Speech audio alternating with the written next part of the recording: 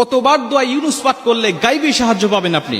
আল্লাহ রাসূল সাল্লাল্লাহু আলাইহি সাল্লাম তিরমিজি শরীফের বর্ণনা বলেন 3505 নম্বর হাদিস, আল্লাহ রাসূল বলছে যারা দোয়া ইউনুস পাঠ করে আল্লাহ পাকের কাছে কোনো কিছু চায়, আল্লাহ পাকের কাছে সাহায্য প্রার্থনা করে, আল্লাহ রাব্বুল আলামিন সঙ্গে সঙ্গে তাকে সাহায্য নাজিল করে।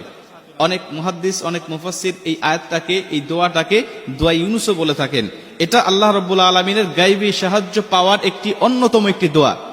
তিরমিজি শরীফের বর্ণনায় আল্লাহ রাসূল সাল্লাল্লাহু আলাইহি ওয়াসাল্লাম বলেন, আমার ভাই ইউনুস আলাইহিস সালাতু ওয়াসসালামকে যখন নৌকা থেকে যখন সাগরে নিক্ষেপ করা হয়েছিল, নৌকা থেকে যখন তাকে সাগরে নিক্ষেপ করা হলো, তিনি পানির নিচে পড়ে গেলেন। পানির গভীরে যাওয়ার পরে তাকে মাছ খেয়ে ফেললেন। তিনটা অন্ধকারের মধ্যে তিনি পড়ে গেলেন, পানির অন্ধকার, মাছের অন্ধকার, রাতের অন্ধকার। তিনটা অন্ধকারের মধ্যে থাকলেন, কোথাও কোনো সাথী ছিল না, তার কাছে কোনো সাহায্য করার মতো কোনো মানুষ ছিল না। তিনি জানতেন যে আমাকে আল্লাহ পাক ছাড়া কেউ সাহায্য করতে পারবে না। তখন ইউনুস আলাইহিস সালাতু ওয়াসসালাম আল্লাহ পাকের কাছে দোয়া ইউনুস পাঠ করতে লাগলেন। তিনি বলতে থাকলেন, লা ইলাহা ইল্লা আনতা সুবহানাকা ইন্নী কুনতু মিনাজ জালিমিন। হে আল্লাহ, তুমি ছাড়া কোনো মাবুদ নাই, তুমি মহান, তুমি পবিত্র। আল্লাহ, আমি জালিম হয়ে গিয়েছি, আমি নিজের উপরে জুলুম করেছি। আল্লাহ, তুমি ছাড়া সাহায্য করার মতো আমার কেউ নাই।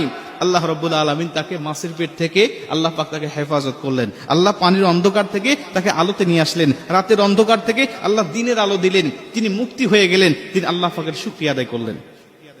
মুসা আলাইহিস সালাতু ওয়াসসালামের জামানায় এমন ঘটনা পাওয়া যায়, এই দোয়ার মাধ্যমে আল্লাহ পাক তাকে অনেক পরিত্রাণ দান করেছেন। আল্লাহ রাসূল সাল্লাল্লাহু আলাইহি ওয়াসাল্লাম বলেন, তুমি যখন এই দোয়াটা পাঠ করে, অর্থাৎ সূরা আম্বিয়ার 87 নম্বর আয়াত, এই লা ইলাহা ইল্লা আনতা সুবহানাকা ইন্নী কুনতু মিনাজ জালিমিন, এই আয়াতটা তুমি পাঠ করে আল্লাহ পাকের কাছে সাহায্য চাইবে, আল্লাহ পাকের উপর অবধারিত হয়ে যায় তোমাকে সাহায্য নাজিল করা। অনেকে বলতে পারেন